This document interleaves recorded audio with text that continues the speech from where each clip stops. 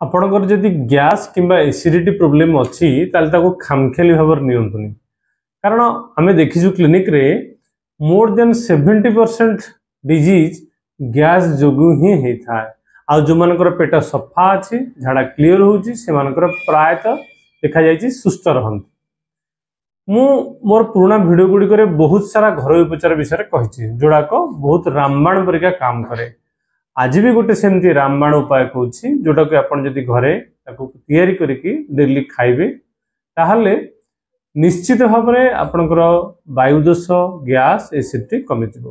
कौन करेंगे सिंपल जिनस आपड़ जुआणी नियंतु 50 ग्राम कि 100 ग्राम जुआणी नियंतु से किसी हेंगु मिशांतु ताको तावारे भाजिकी भाजिबे एवं ताको हेमदस्तारे गुंड करंतु किंबा ग्राइंडर रे गुंड करंतु। गुंड कला परे ताको गोटे डब्बार पुरिक रखिबे एवं से किसी बीट लुण पकईदेवे से डब्बाटा को आप सब बेले पाखर रखिए खाई सारा पर प्रत्येक थर टिके टिके आप पेटर पकाऊ देखिए आपंकर गैस एसिडिटी आ वायुदोष खूब शीघ्र भल हो।